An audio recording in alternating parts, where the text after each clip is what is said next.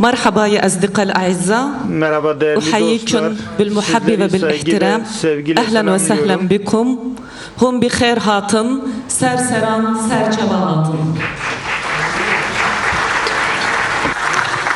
أتمنى النجاح المؤتمر بين الدولي السلام والديمقراطية المجتمع.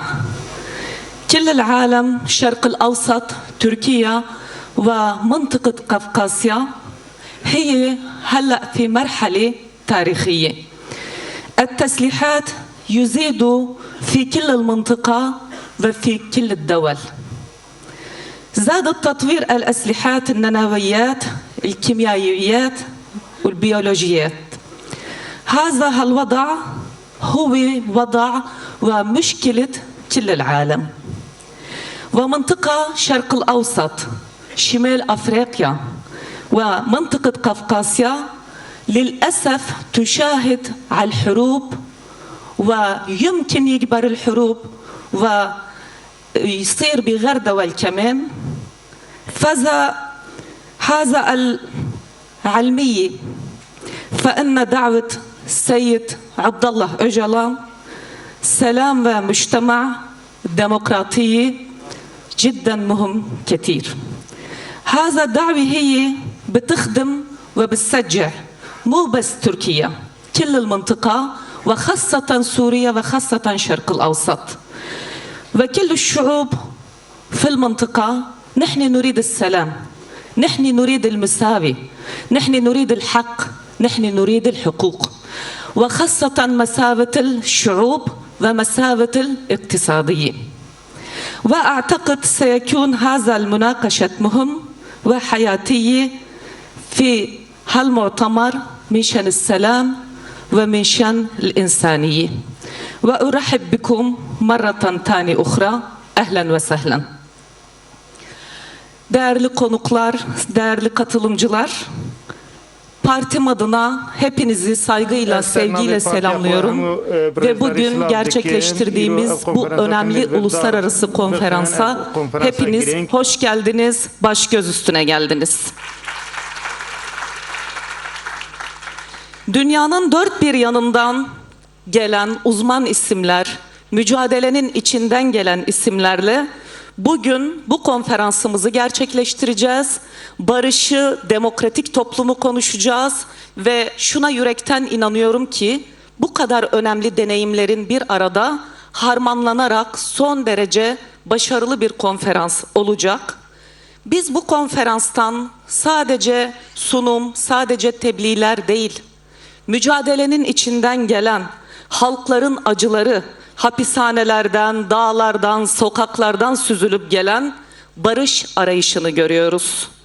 Güney Afrika'dan İrlanda'ya, Bask'tan Katalonya'ya, Mısır'dan Yemen'den Mezopotamya'ya uzanan bir barış fısıltısı var. Barış kendiliğinden gelmez. Barış mücadeleyle gelir, cesaretle gelir, dayanışmayla ve ortak mücadeleyle gelir.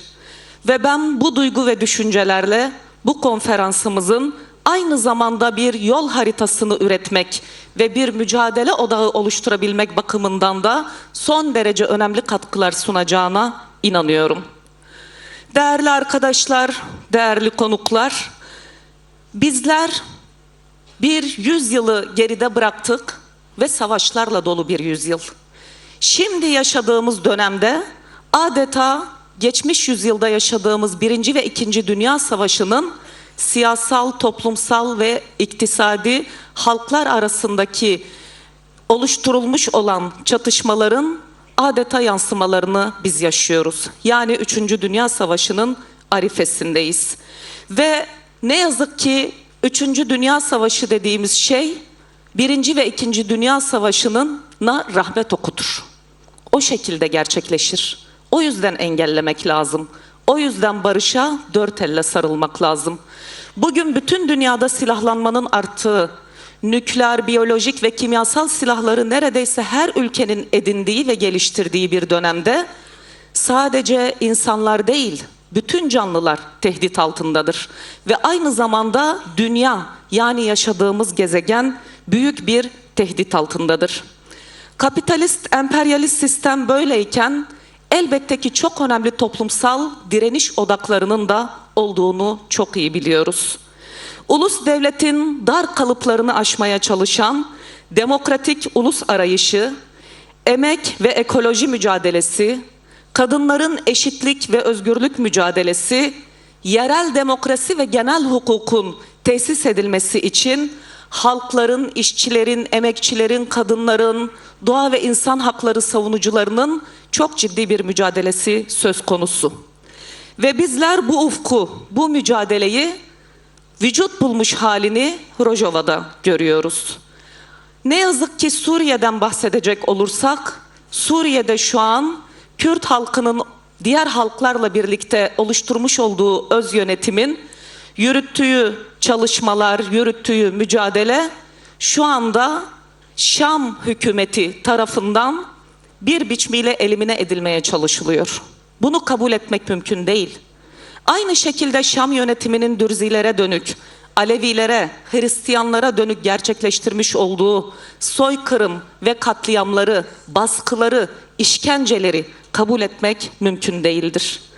Demokratik bir Suriye'nin inşasında Kürt halkının öz yönetiminin orada oynamak istediği rol engellenmemeli, tam tersi önü açılmalıdır.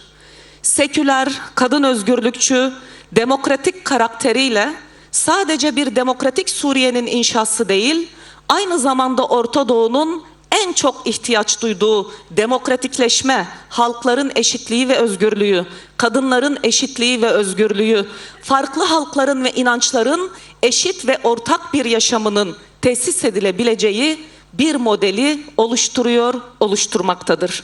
Bu anlamıyla da oranın önü mutlaka açılmalıdır. Evet sevgili katılımcılar, sevgili arkadaşlar, bizler bugün Sayın Abdullah Öcalan'ın barış ve demokratik toplum çağrısını tam da coğrafyamızın ve dünyanın içinden geçtiği, bu kadar savaşın ve çatışmanın konuşulduğu ve sömürünün arttığı bir dönemde bu çağrıyı çok tarihi ve çok kıymetli buluyoruz. Bu çağrı sadece Türkiye açısından değil ve sadece Kürt meselesi Türkiye'nin bir iç meselesi değil, bölgemizin tamamı açısından son derece önemli atılmış bir adımdır. Yüzyıllık anlayışların, ezberlerin ve zulmün kolay bitmeyeceğinin hepimiz farkındayız. Bu kadar küresel ve bölgesel gelişmenin ve kaotik bir zeminde buradan bir demokratik toplum inşasının son derece sancılı ve zorlu olduğunun farkındayız. Bizler bu zorlu yolda ve bu sancılı süreçte mücadeleye adayız, mücadele edeceğiz ve bu zorlukları göğüsleyerek mutlaka bu topraklarda barışı hep birlikte inşa edeceğiz. Barışın inşasının kalıcı olabilmesi için daha cesur, ezberleri bozan ve somut adımların atılması son derece önemlidir. Ve yine barışın kalıcılaşabilmesi için Sayın Öcalan'ın pozisyonunun öneminin herkes farkına varması da son derece önemli. Sayın Öcalan silahların sustuğu, fikirlerin konuştuğu bir siyaset öneriyor.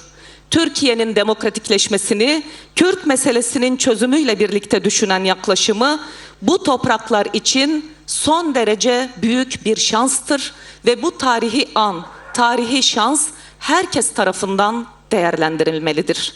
Bunu devlet aklı içinde, iktidar aklı içinde, muhalefet içinde ve bütün toplumsal dinamikler için aynı şekilde ifade etmemiz mümkün. Çoğulcu demokratik bir ulusun inşasının yolu bu referanslardır ve buradan ilerlenmelidir. Ve sevgili arkadaşlar, sevgili kadınlar, bizler barışın en temel özneleriyiz. Kadınların olmadığı bir barış masası olmaz. Ve kadınlar sadece izleyici değil, doğrudan bu sürecin öznesi, inşacısı ve kurucusudur. Bu nedenle patriarkal erkek egemen siyaset tarzını dönüştürmeden kalıcı bir barıştan söz etmemiz mümkün değil. Barış mücadelesi, yani savaşa, çatışmalara ve militarizme karşı çıkmak aynı zamanda erkek egemen anlayışa karşı çıkmaktır ve kadın özgürlükçü bir dünyayı hep birlikte inşa etme bilincidir. Ve Jinjiyan Azadi felsefesi barışı güçlendiren bir felsefedir. Bugün buradan bütün aktörlere, hem Türkiye'deki hem uluslararası bütün aktörlere şu çağrıyı yapmak istiyoruz. Kadınlar olarak barışın daha fazla öznesi olacağız. Buradan da kadınlara çağrımızdır. Barış için elini uzatan iradeyi hep beraber güçlendirmeliyiz. Halkların insanca ve onurlu bir yaşamını esas almalıyız. Barış ve demokratik toplum sürecinin başarısı için daha çok dayanışmalı, daha çok mücadele etmeliyiz. Kapitalist, emperyalist sistemin adaletsiz düzenine karşı enternasyonalist mücadelemizi daha fazla geliştirmeliyiz. Ben bu duygu ve düşüncelerle bugün yürüteceğimiz tartışmaların hem fikrimizi hem bilincimizi daha da geliştirecek, hem daha sistematik anlamda bu süreci ele alma biçimimize katkı sunacağına inanıyorum. Ve en önemlisi buradan bir uluslararası ortak mücadele iradesini de hep beraber açığa çıkarmaktır. Konferansımızın bu anlamıyla başarılı geçeceğini umuyorum. Bütün katılımcılara bir kez daha hoş geldiniz diyorum. Hepiniz hoş geldiniz, baş göz üstüne geldiniz. Serkeftin, serkeftin, serkeftin.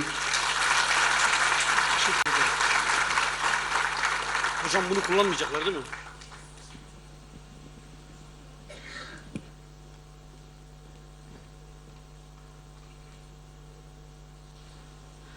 Sevgili Eş Genel Başkanımız Süleyman Tümoğulları'na çok teşekkür ediyoruz. Şimdi de tekrardan misafirlerimize hoş geldin demesi için Eş Genel Başkanımız sevgili Tuncer Bakırhan'ı kürsüye davet ediyoruz.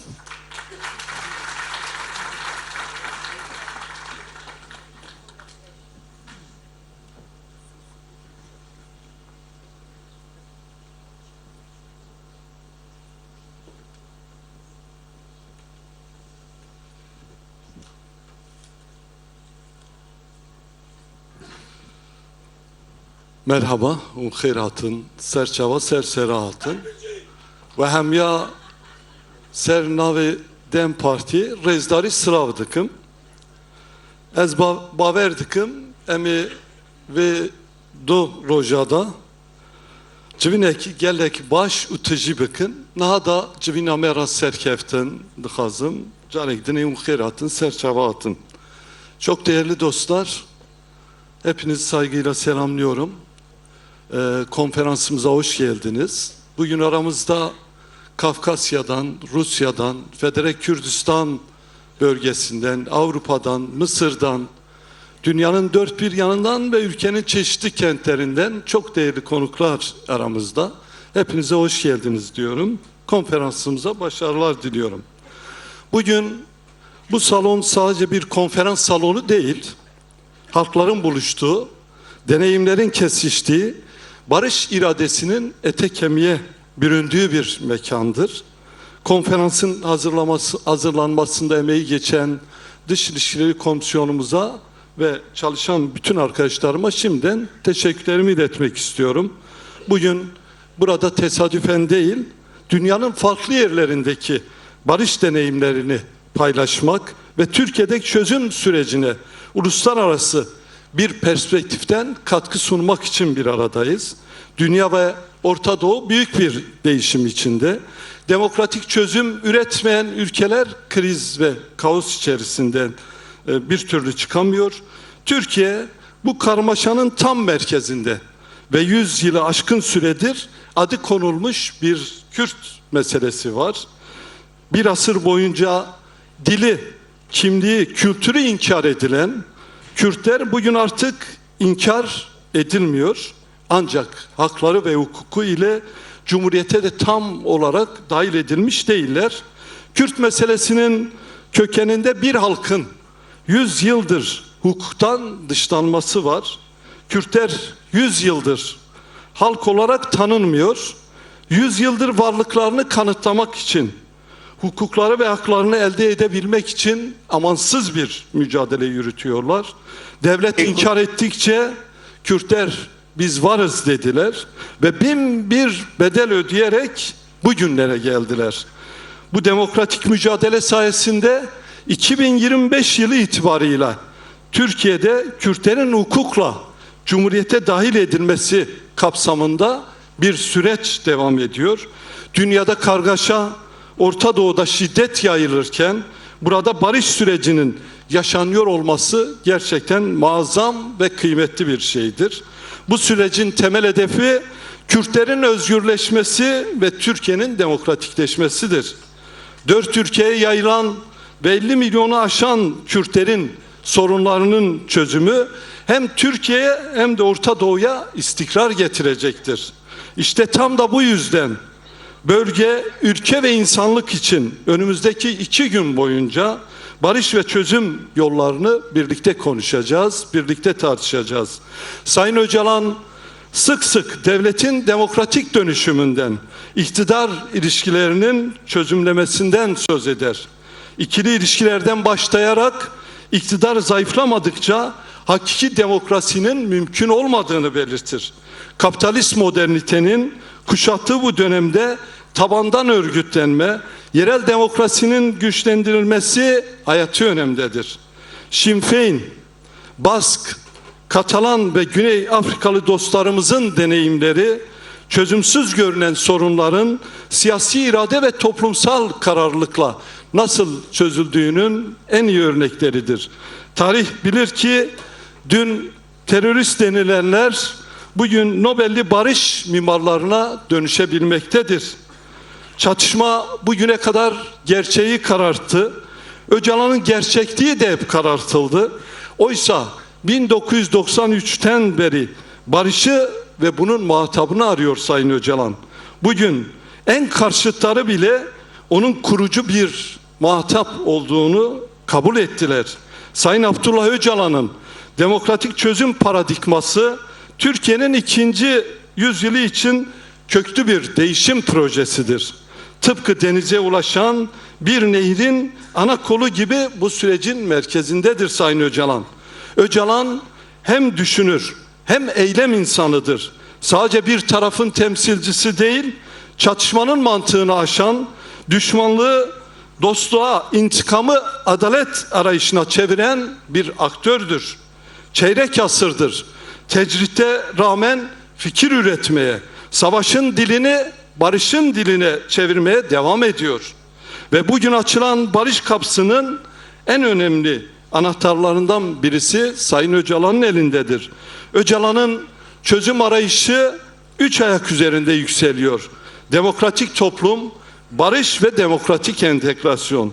Barış yalnızca silahların susması değil, hakkın ve hukukun yeniden düzenlendiği, tüm hakların anayasal güvenceye kavuştuğu şiddetsiz ve demokratik bir Türkiye'dir. Bu anlamda özenle belirtmek isterim ki devlet yetkilileri ve meclis komisyonunun Sayın Öcalan'la görüşmesi siyasetin üzerindeki korkuyu ve kamburu azalttı. Diyalog kapısı açılınca gökyüzünün çökmediği, umudun güçlendiğini hep birlikte gördük. Halkın, siyasetçilerin, yazar ve akademisyenlerin de meclis komisyonu gibi Sayın Öcalan'la doğrudan görüşmesi gerekir. Çünkü o sürecin mimarıdır. Onsuz kalıcı bir barışın en önemli temeli eksik kalır. Değerli dostlar, sözlerime son verirken çözüm modelimizi de kısaca paylaşarak sözlerimi bitirmek istiyorum. Orta Doğu'da ulus devlet krizi derinleşiyor. Türkiye tercih edeceği demokratik dönüşümle bu krizi aşabilir. Bizce yeni siyasal model demokratik ulus ve onun biçimi olan demokratik cumhuriyettir. Halklarını zenginlik gören, farklılıkları tehdit değil güç kaynağı sayan, merkeziyetçi değil yerinden yönetimle güçlenen, tepeden inme değil tabandan yükselen, tek tipleştirme değil çoğulculuğu anayasal güvenceye alan bir sistem. 2. yüzyılda ihtiyacımız olan tüm kimlik ve inançların eşit yurttaş olduğu, kadınların ve gençlerin özgürleştiği, refahın adil bir şekilde paylaşıldığı bir düzendir. bu konferansın bu geleceğe önemli bir tuğla koyacağına olan inançla hepinizi saygıyla, sevgiyle selamlıyorum. Memyara serkeftin, serkeftin.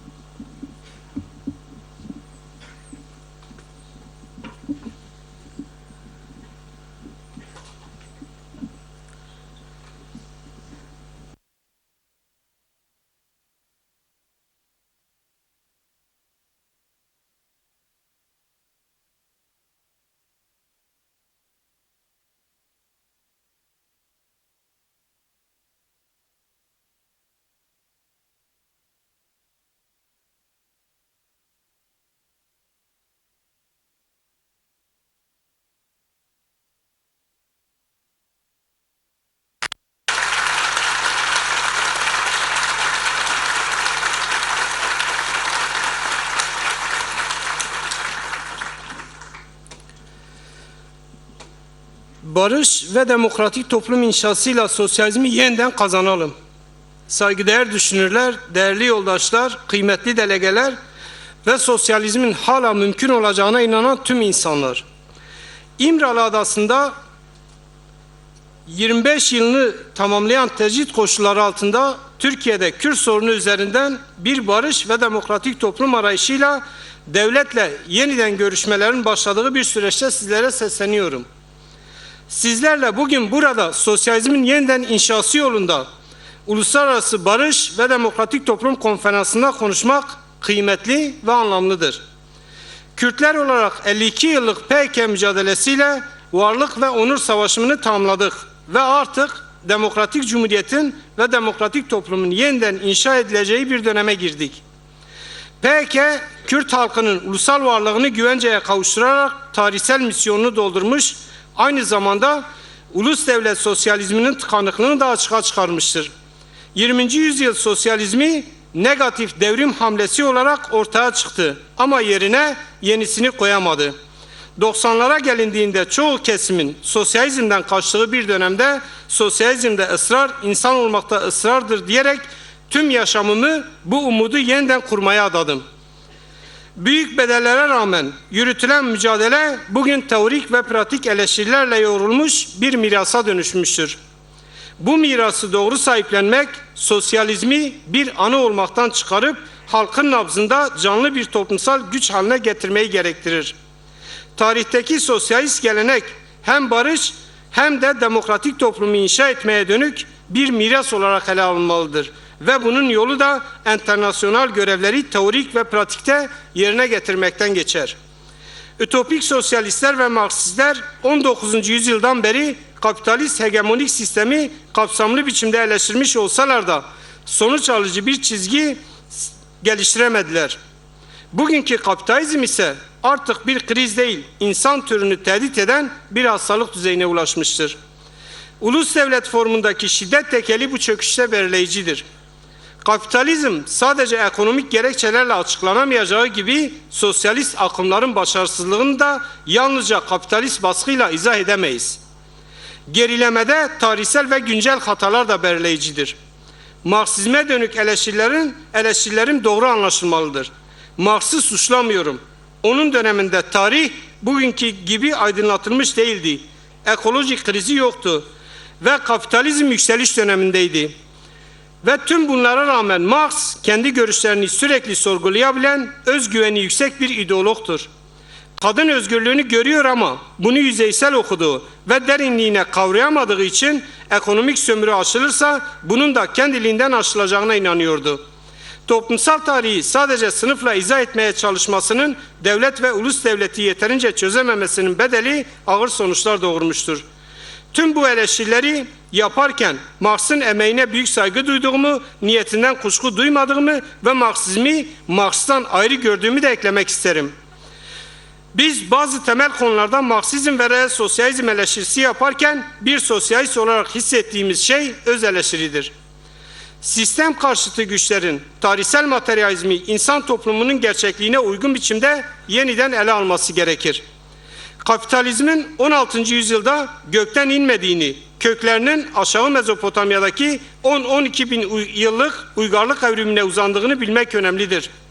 Göbekli Tepe ve Karahan Tepe gibi merkezler bu tarihsel başlangıcı aydınlatmaktadır. Bu nedenle mevcut uygarlık sistemini kastik toplumsal katil sistemi olarak tanımlamayı daha doğru buluyorum. Arkeolojik ve antropolojik bulgular erkek avcı kaslarının geliştirdikleri öldürme teknikleriyle kadın merkezli klan topluluklarını bastırıp köleleştirdiğini göstermektedir. Bu insanlık tarihindeki en köklü yarılmadır. Aynı zamanda uygarlığın tüm sonraki gelişimini belirleyen büyük bir karşı devrimdir. Geçmiş tarihsel perspektiften yola çıkarak kapitalizmi çözümlemek hayli ufuk açıcı olacaktır. Bu sistemin sadece toplum içi çelişkileri körüklemekle kalmadığı, gezegeni tümden yok edecek kimyasal nükleer silah sistemleri geliştirerek, iklimi kirleterek, yeraltı yerüstü zenginliklerini talan etmek için doğayı da tümden tahrip ederek insan türünün sonunu getirmektedir. Bu gerçekliğe bağlı kalarak yeni bir kapitalist çözümlemeyi insanlığa sunmak enternasyonalin de temel görevleri arasında olmaktadır. Sınıftan önce bir öz savunma oluşumu olarak komün perspektifiyle ezilenlerin tarihine bakmak gerekiyor. Bunun için ilkel kabileleri komün başlangıcı olarak görüp günümüzdeki proletarya denilen sınıfa veya tüm ezilenlere kadar uzanan bir tarih perspektifine ihtiyaç var. Buna dayanarak diyoruz ki tarih sınıf mücadelesinden ibaret değil. Bunu da içermekle birlikte aşağı yukarı 30 bin yıl öncesine dayanan komünal gelişmeyle anti-komünal gelişme arasındaki bir ilişki ve çatışma süreci olarak tarihi okumak daha doğrudur. Konferansımızın sunduğum teorik çözümlemeye dayanarak yeni bir siyasi yaklaşım ve örgütlenme anlayışına katkı sunacak önemli tartışmalar yürüteceğine inanıyorum. Bu süreçte temel yöntem diyalektik materyalizmdir. Ancak klasik diyalektiğin bazı aşırılıklarının da aşılması gerekir.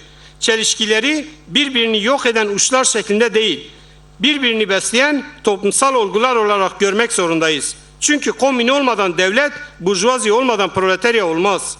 Dolayısıyla çelişkiyi yok edici bir mantıkla değil, dönüştürücü bir tarihsel perspektifle ele almak gerekir. Bilimsel gelişmeler de göstermektedir ki diyalektik yöntem mutlaklaştırılmadığı sürece toplumsal çözümlemelerde hala etkili bir araçtır. Bu çerçevede komün devlet ve sınıf devlet diyalektiğinin güncellenmesi zorunludur. 20. yüzyıl reel sosyalizmin başarısızlığı da bu tarihsel diyalektiğin doğru okunamamasından kaynaklanmıştır. Devletçi sosyalizm devleti ele geçirirken sonunda devlete yenilmiştir. Ulusların kaderini tayin hakkını ulus devlete bağlayarak da burjuva politikalarının sınırlarına sıkışmıştır. Proleter ulus devlet kavramı da devletçi zihniyetin yeniden üretiminden başka bir sonuç yaratmamıştır. Bu hakikati doğru okuyarak şunu ifade ettim. Ulus devlet sosyalizmi başarısızlığa, demokratik toplum sosyalizmi ise zafere götürür. Bugün demokratik toplum sosyalizmi temelinde demokratik kurtuluşa yürüme zamanıdır. Bu yolda devlet yerine demokratik cumhuriyet, demokratik ulus perspektifiyle kadın özgürlükçü, ekolojik, demokratik toplum paradigmasıyla yeniden inşayı başaracağımıza inanarak yol almaktayım. Bu bilinç hareketimizi ideolojik ve politik yenilenmeye, örgütsel dinamizme ve haklaşmaya kavuşturarak 10. yüzyılın ihtiyaçlarına yanıt verebilecek sosyalist bir programa ulaştırmıştır. Demokratik sosyalizmin devletle ilişkisi de çözüm ve barış sürecinde yeniden şekillenmektedir. Devletle ilişkimi bir demokratikleşme ilişkisi olarak tanımlıyorum. Devlet, demokratik cumhuriyet anlayışı devletin toplum üstünde tanrısal bir güç değil, toplumla yaptığı demokratik sözleşme çerçevesinde işleyen bir yapı olmasını gerektirir. Demokratik siyaset stratejisiyle devlette değişim ve dönüşümü yaratmak, toplumu demokratik temelde yeniden inşa etmek mümkündür. Bu stratejinin hukukla temellendirilmesi ise barışın kalıcı temelini oluşturacaktır.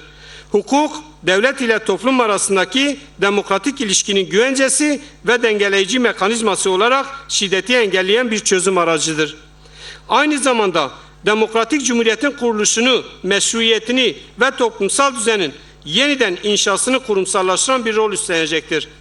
Bunun için de temel mücadele stratejisi olarak ortaya koyduğum argümanlardan biri de demokratik entegrasyon ve bunun hukuk kavramı oldu. Hukukun bireysel ve evrensel normlarla, kolektif haklarla yeniden toplum lehine yapılandırıldığı demokratik entegrasyon hukuku da 3 temel ilkeye dayanmalıdır. 1. Özgür Yurttaş Yasası. 2. Barış ve Demokratik Toplum Yasası. 3. Özgürlük yasaları. Demokratik entegrasyon hukuku hem devleti norm devletine dönüştürecek hem de toplumun kazandığı varlığı kurumsal inşaya kavuşturup özgürlüğünü başarması anlamına gelecektir. Başlattığım barış ve demokratik toplum çağrısı süreci bir diyalog sürecidir. Orta Doğu gibi karmaşık etnisiteler, dinler, mezhepler bölgesinde diyalog ve demokratik müzakere ile başarılacak çok şey vardır. Hatta anlamlı bir sosyalizmin şiddet dolu bir devrim anlayışından ziyade pozitif bir inşa ve varoluş sistematiği olarak kendini örgütlemesini, bunun da demokratik diyalog biçimde gerçekleşmesini uygun bulmaktayım. Kapsamlı ve derinliğine demokratik bir diyaloga dayanmadan sosyalizmin inşa edilse bile kalıcı olabileceğine inanmak zordur. Lenin de kapsamlı, gelişmiş bir demokrasi olmadan sosyalizm inşa edilemez diyordu. Bu düşünce ve inançla tekrar toplantımızın başarılı geçmesini diliyor. Bitmeyen yoldaşça selam ve saygılarımı sunuyorum. 26.05.2025 Abdullah Öcalan, İmralı Adası.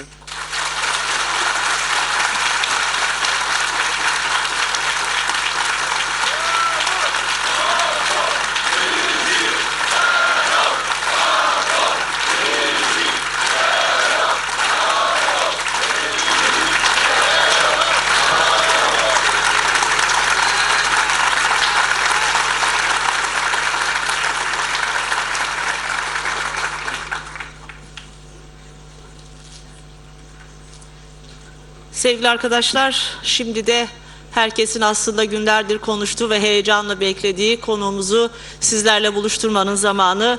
Sevgili İlham Ahmet'e Zoom üzerinden bağlanması için konuş sözü ona bırakıyorum.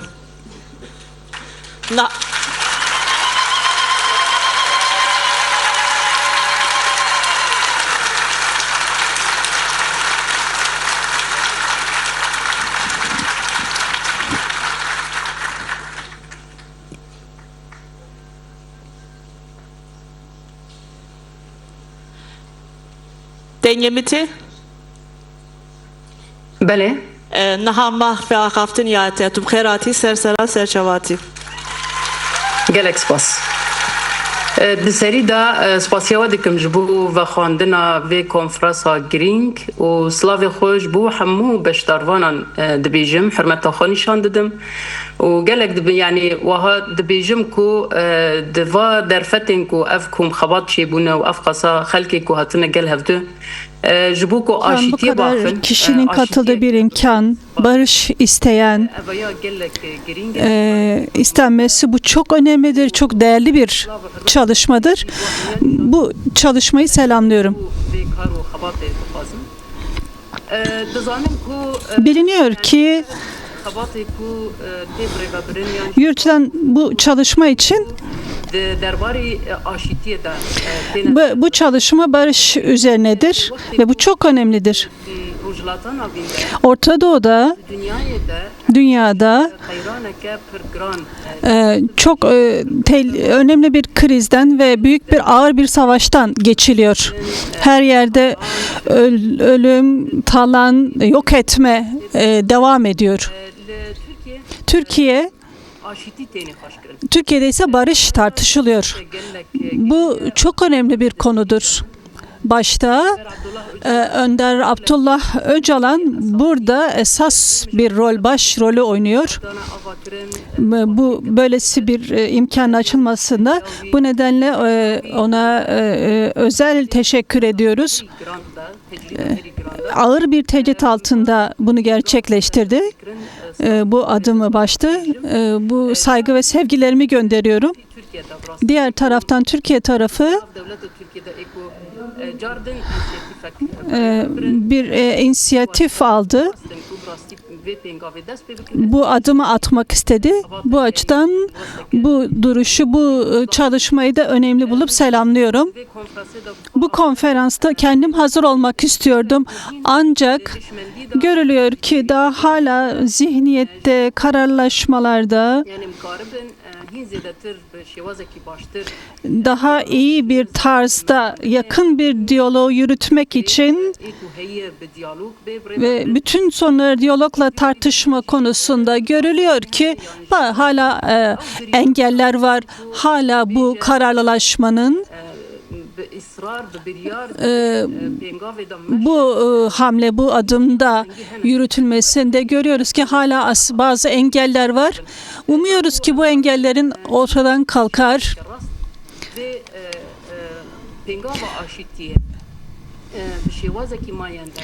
Bu barış adımı kalıcı bir şekilde yürütülmesini istiyoruz ve umutluyuz. Türkiye'nin geleceği için umutluyuz. Türkiye'de ileride görüşmek için umutluyuz ve daha iyi bir diyalog yürütmek için ileride görüşme umudumuz var. Kuzey ve Doğu Suriye'nin içinden geçmiş olduğu süreç, bu süreç diyebiliriz ki Suriye'nin yeniden inşa sürecidir. Suriye'de Baas rejiminin yıkımının ardından yeni bir aşamaya geçilmiştir. Suriye'nin yeniden inşa süreci, demokratik Suriye'nin inşa süreci diyebilirim ki zihniyette, yaklaşımlarda, ilkelerde birçok engeller halen var. Biz Kürtler olarak ve diğer bileşenler olarak, Arap, Süryan, diğer bileşenler olarak yani bu Suriye'nin asil bileşenleri olarak Baas rejimi döneminde bizim haklarımızdan mahrum bırakıldık. Fakat şu an yeni bir Suriye'nin oluşmasının imkanları var. Demokratik bir Suriye oluşması imkanları var ki bunun içerisinde kalıcı bir barış oluşmasının imkanı var. Ortak bir yaşam için kanunlar çerçevesinde, Suriye'nin kanunları çerçevesinde bunun oluşturulmasının imkanı var. Biz şu an öyle bir süreceğiz ki bu süreçte diyaloğa ihtiyacımız var. Baas rejimi döneminde Suriye'de devrim süreci başladığında biz kendi içimizde diğer bileşenlerle Arap, Süryan, Türkmen, Ezidi, Hristiyan, diğer bileşenlerle yani bölgede yaşayan diğer bileşenlerle beraber bir sözleşme imzaladık. Bu sözleşme özerk yönetiminin kuruluş sözleşmesi. Burada eşit, huzurlu, bütün dilleri koruyan bir sözleşmeyi aramızda imzaladık. Bu toplumun çok renkleri içerisinde kadın eşitliği, kadının özgürlük koruması esastı. Bu temelde kadın ve erkek arasında bir eşitlik oluştu. Örnek olarak bugün Kuzey ve Doğu Suriye'de tüm Suriye'nin diğer parçalarında, diğer bölgelerinde savaş, soykırım varken, kültürel soykırım varken bizim bölgemizde inşa vardı. Bu da görüyoruz ki önemli bir adım olduğunu görüyoruz. En zor koşullarda geçerken bize dönük birçok saldırı varken gerçekleşti. Buna karşı bu sistem gerçekleşti. Bu sözleşme sayesinde bu sözleşmeyle hem kendimizi koruduk, hem kendi kültürümüzü koruduk ve geliştirdik. Hem de bölgedeki bütün bileşenler kendi dillerinde okul okudular. Kendi dinlerini çok büyük bir huzur içerisinde sözleşmenin garantisi altında dinlerini, inançlarını özgür bir şekilde yaşadılar. Bu nedenle eğer bugün Kuzey ve Doğu Suriye'de, Suriye'nin içinde eğer genel bir yıkım olmamışsa bunda özerk yönetimin rolü esastır. Suriye'nin huzuru aslında Türkiye'nin de huzurudur. Eğer Suriye içerisinde demokratik bir cumhuriyet ya da demokratik bir sistem, demokratik bir anayasa olursa, tüm bileşenlerinin hakları garanti altına alınırsa, bu Türkiye üzerine olumlu bir etki yaratacaktır. Türkiye'de olumlu bir etki yaratacaktır. Bu düşünce, bu sistem görülüyor ki uzun süreli Önder Abdullah Öcalan'ın Suriye'de kalmasının Suriye halkı üzerinde önemli bir etki yarattı. Özellikle Kürtler üzerinde etki yarattı. Uzun yıllar Suriye'de kaldı. Birçok kişi, birçok diğer bileşenlerden kişileri gördü ve onlar fikirlerinden etkilendi. Bu nedenle eğer bu sistem bugün eğer esas bir rol oynuyorsa Suriye'nin huzuru içinde, burada esas olan bu fikir ve düşüncenin etkisidir. Eğer Suriye'de Kürtler olmadan, diğer bileşenler olmadan Suriye'de demokratik bir cumhuriyet olması, demokratik olması mümkün değildir. Bu nedenle bu tartışmayı çok önemli görüyorum. Biz görüyoruz ki daha fazla inanç, iradeyle bu tartışmaların yürütülmesi gerekiyor. Türkiye'de başlayan bu hamle direkt olarak bizi de etkilemiştir. Savaş durdu. Türkiye ile bir diyalog süreci, Suriye Kürtler olarak Bakur ve Doğu Suriye'de yaşayan Kürtler olarak bir diyalog içerisinde olmak istiyoruz. Hangi sorun varsa diyalog yoluyla çözümlenmesini istiyoruz. Aramızdaki sınırların açılmasını istiyoruz, tartışmak istiyoruz. Bunlar çok önemli adımlardır. Bu Türkiye'deki barış adımlarının Suriye üzerindeki Kuzey ve Doğu Suriye'deki olumlu etkisidir ve direkt etkilemiştir. Bu nedenle çok uyanık şekilde sorumluluk ruhuyla yaklaşıyoruz ve Suriye'de ve Türkiye'de Kürt sorununun çözümlenmesi, demokratikleşmenin amacına ulaşmasını istiyoruz. Çok büyük fedakarlıklar yapıldı. Uzun yıllardır kan döküldü. Kürt anneleri, Türk anneleri ağladılar. Görüyoruz ki artık artık hala savaş istiyoruz. Bu seslerin azalması gerekiyor. Türkiye kamuoyu bu rolü oynayabilir. Türkiye hükümeti, Türkiye basını bu rolü oynayabilir. Bu rolü oynayarak barış için daha fazla destek verilerek tansiyon düşürülmesi sağlanabilir. Biz biliyoruz ki Türkiye'deki bu durum Suriye'yi de etkiliyor. Türkiye hükümetinin diyalog ve Suriye hükümetiyle bir ilişkisi var. Bizimle de açık bir kanalları var. Görüyoruz ki bu konuda dikkatli bir yaklaşım var.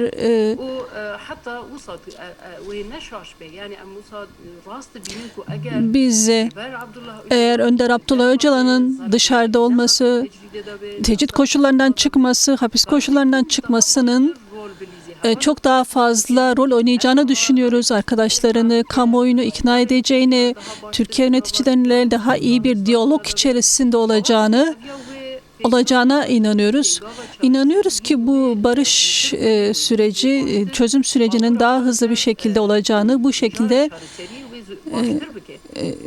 daha iyi olacağını düşünüyoruz.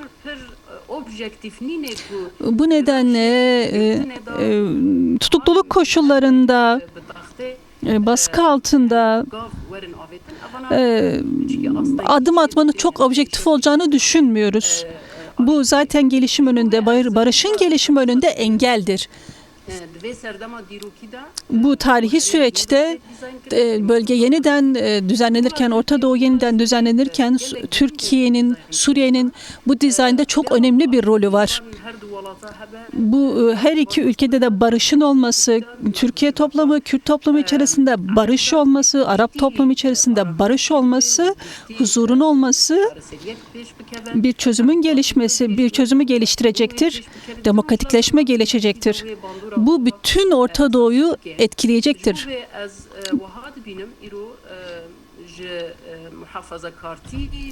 Muhafazakar ve tutucu yaklaşımlardan çok açılım yapmak gerekiyor.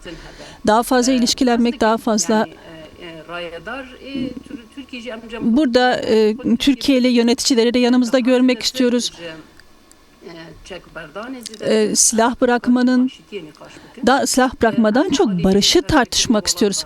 Biz ülkelerin parçalanmasından yana değiliz. Ne Suriye ne de başka bir ülkenin parçalanmasından yana değiliz.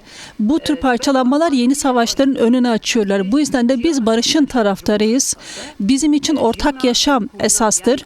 Komünal yaşam, toplumun tüm bileşenlerin, Kürt, Arap, Türkmen, tüm bileşenlerin birlikte ortak yaşamına inanıyoruz. Buna yürekten inanıyoruz. Biz bu konuda ısrarlıyız ve bunu geliştireceğiz. Bu temelde tüm barış sevdalılarının, barış isteklilerinin bu adımın gelişmesi için çok daha fazla barış için sesini yükseltmesi,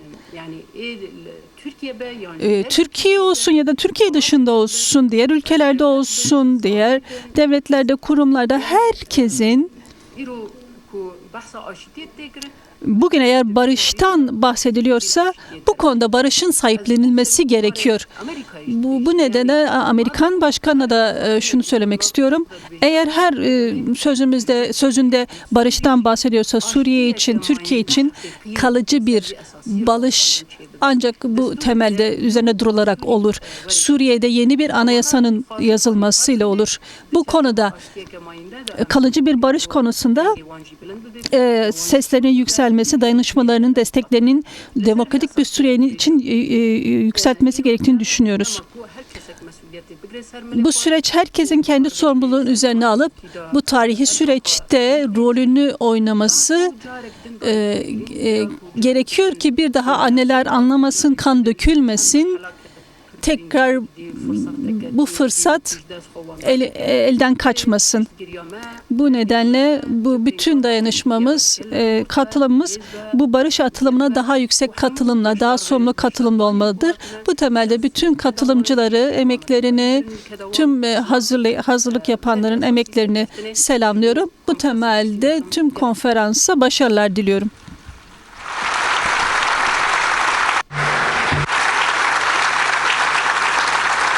Em ji zor spas dikin ji bo tevlîmatê em hêvîdarin ku carek din em li vê salona bihev rabin rûbirû em bihevdûra vê nîqaşê berdewam bikin. Dîsa zor spas ji bo tevlîbûnatê.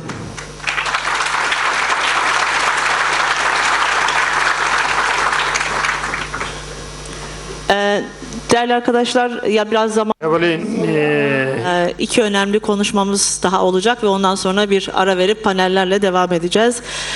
Ez nihaji ji bo axaftina Amina Zikri li peyama Mesut Barzani ve bêxwendin ez davetê li ser dikê dikim.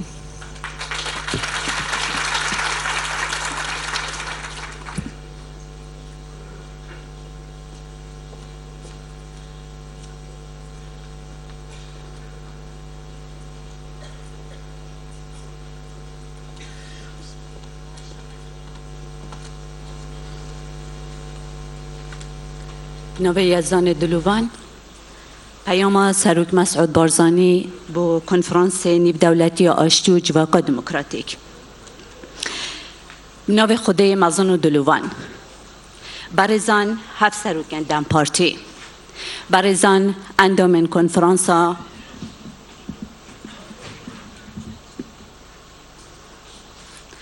برزان اندامن کنفرانس نیب دولتی آشتی و جواقع دموکراتیک آماده بوین برز روزا بخیر صلاة و گرم هوا همیا بیدن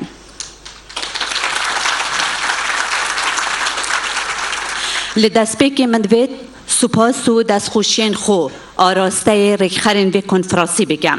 هیبیدارم انجام و راسپاردین کنفرانس نیب دولتی آشتی و جواکا دموکراتیک خدمت پروسا آشتی و چارەساری آریشه و پیتوین سردم و قناقینی بکد.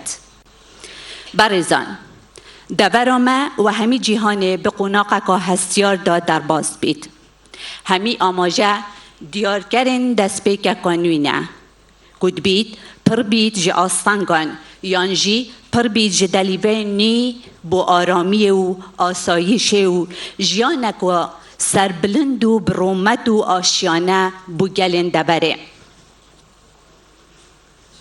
پیتیبی همی لاین و نیان شاشین سردمین بوری ور بگیرن و به هناسه کانی و نرین کارون و تجیباوری و هیوی رفتار گل همی آسنگ و پیشهات نویدا بکن. هر دم دیالوگ و لکده گشتن باشتر از شر و آلوزیان و دو گفتگو آشیه دا مروفایتی مفادارد بید.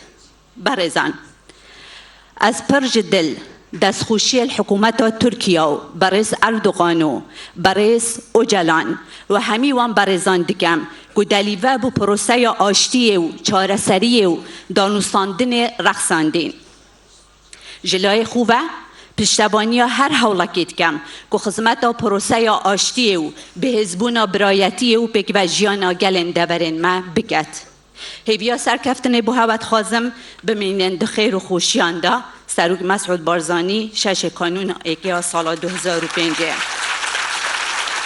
ام جیب ناوی خوبی کنفرانسی پیروز دکن داخل سرکفتن بو پروسا آشتیه و بو کنفرانسی که کنفرانسی که نیب دولتی آشتیه و تمنا سرکفتن بو همی آماده بویان و کنفرانسی دخوازین. زور سپاس.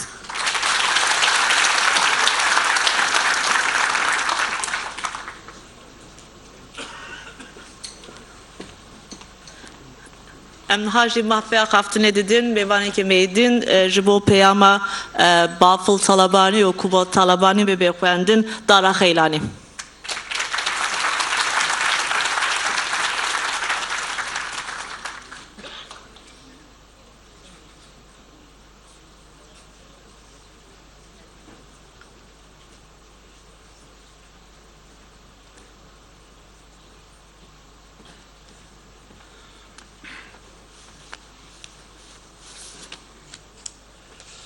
Rojbaş, günaydın, good morning.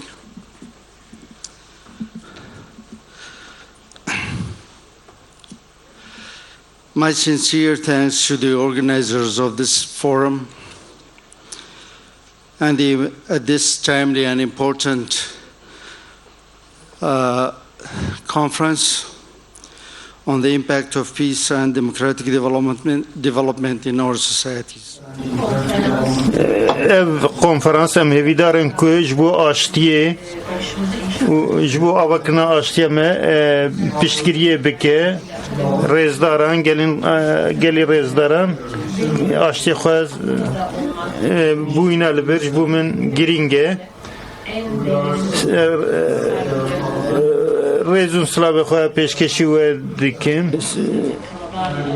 Ser navê alîkarê Hevserokê Herêma Kurdistanê Talebanî ve silav dikim pêşiyê ji bo ku konferanseke serkeftî pêk bê em jara serkeftinê dixwazin hêvî dikin ku bi tenê nîqaşên watedar nekirin di heman demê de bi rastî jî gavên ku dikarin bên avêtin ji bo banga civaka demokratik hatine kirin bên avêtin serdema pêşîn de bi serdema wî yekê em gelê Kurdin mixabin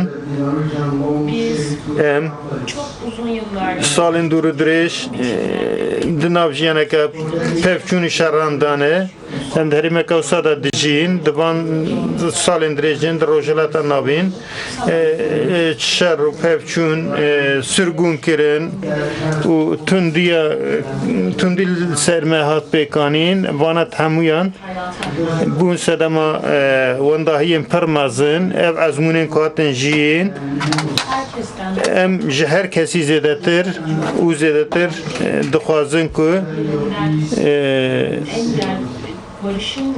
aştî pêk were jiyaneke aram pêk were herî zêde em bi wata vê yekê zanin viya dixwazin salên dûr û dirêj em di nav şer de man û me dît ku tu encamên wê tunene ji ber vê yekê jî ji bo aştiyê û ji bo aramiyê için ji bo îstikrarê em dixwazin bû wê bixebitin ji ber vê yekê jî ji bo ku li herêma me ji bo ku jiyaneke cî rêzê bêjîn em bû vê yekê dixebitin em di serê duryaneke girîngin em duryaneke girîngin ev serdemeke nû ya girîng dest pê bike ev biryarê ku bên dayîn êdin lê serdema pêşiya me de ji bo nifşên nû ew ê derfeta azadiyê biafirîne bitene ne ji bo Kurdan di heman demê de ji bo hemû komên etnîk û olî ew ê rê veke baweriya me ev e سال 1970 vir ve yeneke her tim baweriya ve eviye ku me her tim gotiye ku em dixwazin çareserî me xwestiye em dixwazin bi diyalogê çareserî pêk were fikra me ser dest pêkê ve ev e bi müzakereyan bi danûstandina bi nîqaşkirina mafan çareserê dibe baweriya me ev e ev rêgeza me prensiba me prensiba Mam Celal e melgor nêrnê wê ev prensîp çêkiriye ev berpirsiya me aştiyê a herdemiye ji bo ku em bên derfeta hatina gelhev çêbibe ew aştiyê çêbe ev ji bo beşdarbûna demokratîk ew pêşî li beşdarbûna demokratîk al herêmê veke îro hewldaneke nû heye rêber Öcalan pêvaciyeke nû da dest pê kirin û bi xwe jî wek bi banga aştî û civaka demokratîk ev pêvaciya da dest pê kirin û xaleka pir girîng nîşanî me de li teva cîhanê Kurd pirsgirêkên pevçûnên herêmî û navnetewî divê êdin bi awayên leşkerî nab awayên diyalogê bên çareser kirin bi riya dîplomasiyê reformên demokratîk û danûstandinên berfireh pêk bê çareserî dema wê ye û divê herkes rêz nîşanê hemû civakan ku ma bê dayîn bi awayekî wek hev em hemû bijîn û divê çareserkirina pirsgirêka Kurdan de jî ev nêzîkayî esas pê girtin têkiliyên navbera Kurda û dewleta Tirkiye ji dikarin bu ha bên sererast kirin ji ber vê yekê jî divê ew hewldan ew ê pir girîng ve baweriya me ev e bi taybetî jî tiştek heta niha hatine kirine xebatên hewlên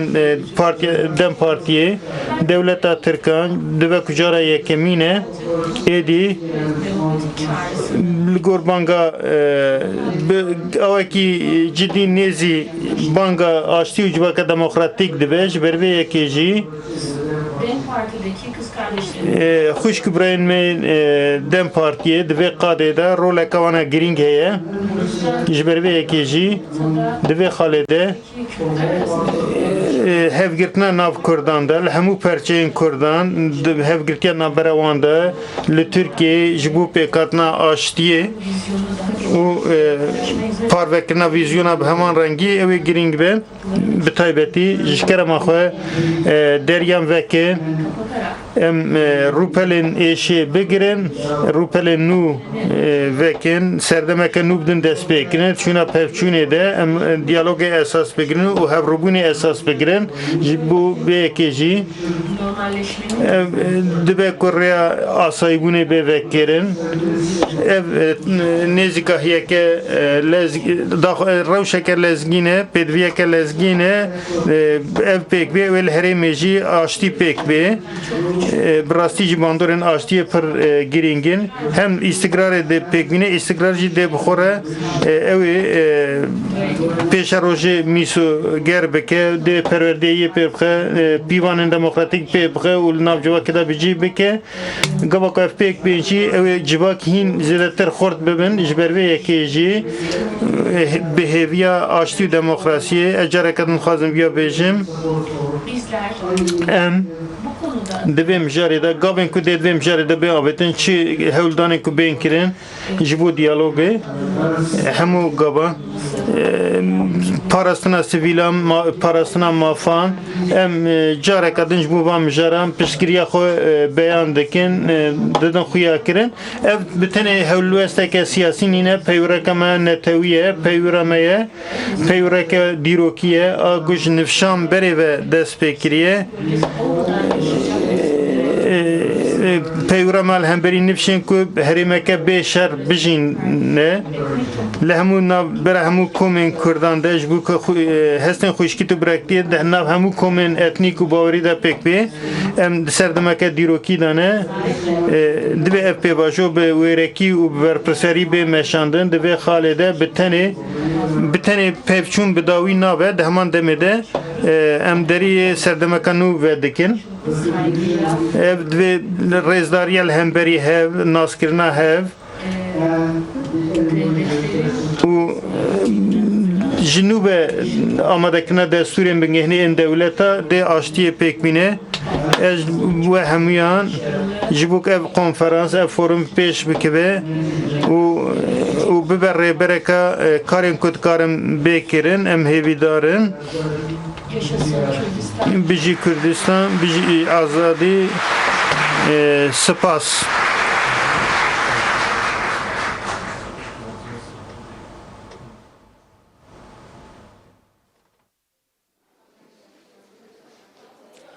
Evet değerli izleyenler, DEM Parti'nin 2 gün sürecek olan Uluslararası Barış ve Demokratik Toplum Konferansı an itibariyle başladı. Sabah saatlerinde çok sayıda siyasetçinin ve davet edilen konukların, aynı zamanda çok sayıda gazetecinin yer aldığı konferans salonu neredeyse doldu, taştı diyebilmek mümkün.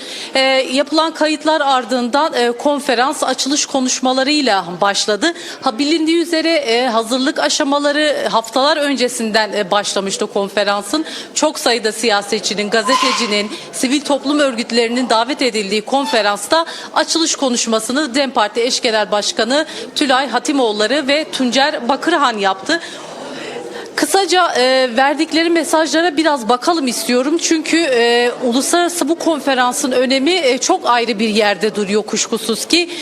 PKK Kürt Halk Önderi Abdullah Öcalan'ın 27 Şubat'ta başlattığı Demokratik Toplum ve Barış manifestosu ardından yürütülen süreç ve süreçte gelinen aşama ardından böylesi bir konferansın gerçekleştiriyor olması Türkiye kanadından, İstanbul'dan doğru çok önemli bir yer tutuyor. Elbette ki Tülay Hatimoğulları konuşmasında bu mücadelenin verilerek bu noktaya gelindiğini özellikle dikkat çekerek açılış konuşmasını yaptı. Hemen dilerseniz kısaca bir notlarıma da göz atalım istiyorum. Çünkü bazı noktalar özellikle es geçmenin doğru olmadığını düşünenlerdenim en azından. Barış'ın cesaretle ve mücadeleyle geldiğini özellikle vurgu yapan Tülay Hatimoğulları yine mücadelenin bu noktada konferansla birlikte bir araya gelen kitleyle, dayanışma gösteren kişilerle önemli bir yol haritası çizeceğinin özellikle altını çizdi diyebiliriz. Yine barışa dört elle sarılmak gerektiğine özellikle vurgu yapan Tülay Hatimoğulları yine demokratik ulus, yerel demokrasi, emekçi kadınların, yine çok sayıda insan hakları savunucularının bu noktada elin taşın altına koyması gerektiğinin altını çizdi diyebiliriz. Yine Demokratik Suriye'nin inşasında rol oynayan tüm kesimlere de seslenen Tülay Hatimoğulları bu noktada rollerin engellenmemesini, o inşadaki rollerin engellenmemesini özellikle altını çizerek çağrısında bir kez daha yenilemiş oldu diyebiliriz. Elbette ki bu noktada bu sürecin önemli aktörlerinden birisi Kürt Halk Önderi Abdullah Öcalan'ın da misyonuna ve rolüne dikkat çeken Tülay Hatimoğulları konuşmasının devamında bu tarihi şansın her taraftan, herkes tarafından özellikle değerlendirmesi gerektiğinin altını çizdi diyebiliriz. Hemen akabinde yine DEM Parti eş genel başkanı Tuncer Bakırhan açılış konuşmasını gerçekleştirdi. O da konuşmasının başında halkların buluştuğu, barış iradesinin bu denli önemli bir noktaya, bir aşamaya geldi. Böylesi bir konferansta bir araya gelmenin önemine vurgu yaparak şunları söyledi. 100 yıllık Kürt sorunundaki inkara değinerek aslında özellikle konuşmasının açılış kısmını başlattı diyebiliriz. Demokratik mücadele sayesinde barış sürecinin yaşanıyor olmasının ayrı bir önemi var dedi. Yine siyasi irade ve toplumsal sorumluluk ile sorunların çözümüne işaret eden Bakırhan yine konuşmasının devamında Türkiye'nin 2. yüzyılı için bu barış sürecinin, bu sürecin muhataplarını da göz önünde bulundurarak önemli bir aşama kaydedileceğine vurgu yaptı demek mümkün. Elbette ki konferansın önemli bir mesajı da İmralı Adası'nda Kürt halk önderi Abdullah Öcalan'ın mesajının okunması esnasında geldi. Kendisi de bir süre İmralı Adası'nda kalan Veysi Aktaş mesajı okudu. Mesaj okunmadan önce de okunduktan sonra da Kürt halk önderi Abdullah Öcalan uzun süre alkışlarla ve sloganlarla eşlik edildi konuşmaya. Hemen kısaca bir onun da mesajına göz atalım istiyorum. Abdullah Öcalan konferansa gönderdiği mesajda özellikle de yine 25 yıllık, 26 yıllık tutsallık sürecinde bu sürece nasıl hazırlandığını, gerek Marksizm, gerek reel sosyalizm eleştirilerine sıklıkla yer verdiği mesajında varlık ve onur mücadelesinin Kürt halkı için nedenle önemli olduğuna ayrıca değindi demek mümkün. Yine sosyalizmde ısrar, insan olmakta ısrardır vurgusunu bir kez daha yineleyen Abdullah Öcalan mesajında yine çokça genişçe tarihsel ve hem uygarlık hem de insanlık tarihi açısından uzun bir tarihsel sürece de değindi. Tarihin sınıf mücadelesinden ibaret olmadığına değinen Abdullah Öcalan bu noktada Türkiye'de, Kürdistan'da, dünyada, Orta Doğu'da kapitalizmin artık aşılması gerektiğini ve özellikle de konferansın yapılacak tartışmalar bünyesinde bu noktada önemli tartışmalar ve görüşler açığa çıkartacağını, yine keza dünyadan örneklerle açığa çıkan çözüm deneyimlerinin tartışılarak böylesi önemli bir noktaya vurgu yapacağını altını özellikle çizdi. Yeniden inşayı başaracağıma olan inancım tamdır vurgusunu tekrar yaptı Abdullah Öcalan. Yine devleti ile ilişkimi demokratikleşme ilişkisi olarak tanımlıyorum diyen Kürt halk önderi Abdullah Öcalan mesajının devamında hukuk vurgusuna özellikle değindi demek mümkün. Çünkü bu noktada gerek komisyonun hafta içerisinde yaptığı tartışmalar, çalışmalar, raporlama meselesi gündemdeyken özellikle hazırlanacak olan ara geçiş dönemlerinde özellikle üzerinde durulması gereken hukuk meselesine, yasa meselesine ayrı bir başlık açtığını söylemek mümkün. Demokratik entegrasyon ve hukuk kavramının uygulanması gerektiğinin özellikle altını çiziliyordu mesajında. Bu da elbette ki oluşturulacak barış ve demokratik toplum yasasıyla mümkün olacağını belirtti. Yine oluşturulacak özgürlük yasasıyla mümkün olacağının altını çizdi. Elbette ki bu mesaj okunurken dediğim gibi konuşmanın başında da ifade ettim. Salondakiler uzun süre alkış ve sloganlarla mesajı destekleyen, mesaja sahip çıkan bir yerde bulundu diyebiliriz. Hemen akabinde yine gerek siyasi çevreden gerekse gazeteciler tarafından merakla beklenen bir isim vardı. Kendisinin Türkiye'ye gelmesi bekleniyordu elbette ama o mümkün olmadığı için kendisi Zoom'la ile bağlantıyla katıldı. Elbette ki o önemli isim Kuzey ve Doğu Suriye Özerk Yönetimi Dış İlişkiler Dairesi Başkanı İlham Ahmet oldu. Kendisi de yaptığı konuşmada öncelikle onurlu bir barış için bir araya gelen tüm kesimleri selamlayarak başladı konuşmasına. Bunun özellikle altını çizdiğini söylemek mümkün çünkü oluşturulacak olan, kurulması istenen onurlu barışın, onurlu mücadeleyle geleceğini çizdi diyebiliriz. Böylesi bir süreçte böylesi bir konferansın hayat buluyor olmasının da ayrı bir önemine değindi demek mümkün. Devlet tarafından inisiyatif almanın önemine vurgu yaptı İlham Ahmet. Yine konferansta yer alınmasının özellikle bu tartışmaları daha da derinleştirip açmasına vesile olmasını özellikle altını çizdi diyebiliriz. Yine İlham Ahmet konuşmasının devamında var olan Suriye'de gerek Rojava'da aslında var olan engellerden de kısmen bahsetti. Diyalog sürecine değindi aslında. Var olan diyalog sürecinin kısmi engellemelerle karşılaşıldığına vurgu yaptı ki bunlardan bir tanesini de belki de hani bugün konferansta yer alamaması olarak değerlendiren İlham Ahmet yine Suriye'nin yeniden inşasında çok fazla insana rol ve misyon düştüğünü özellikle altını çizdi demek mümkün. Diyalog ve anlaşma ile bu sürecin daha da sağlıklı bir şekilde götürüleceğine değinen İlham Ahmet konuşmasının devamında demokratik Suriye'yi elbette ki bu misyonlarla, bu imkanlarla yeniden yaratabiliriz diyerek konuşmasını sonlandırdı diyebiliriz. Elbette ki yapılan açılış konuşmaları ardından yine Mesut Barzani'nin mesajı da okundu diyebiliriz. Kendisi mesajı hemen notlarıma bakayım, o arada eksik bir şey aktarmamak adına aslında birkaç şeyi de yine vurgulamak istiyorum. İlham Ahmet ardından Amina Zikri Mesut Barzani'nin mesajını okudu dedik. Mesaj ardından elbette ki birinci oturum yapılacak olan oturumlarla, konuşmalarla devam edeceğini söyleyebiliriz. Şimdilik kısa bir ara verildi. DEM Parti'nin gerçekleştirdiği ve 2 gün sürecek olan Demokratik Barış ve Toplum Konferansı bugün ve yarın Cem Karaca Kültür Merkezi'nde devam edecek diyelim. Şimdilik kısa bir ara verildi ve aranın ardından konuşmalar oturumlarla devam edecek. Biz de gün boyunca bu oturumları, yürütülecek tartışmaları, çözüm deneyimlerini sizlerle paylaşmaya elbette ki devam edeceğiz diyelim ve sözü tekrar televizyona bırakalım.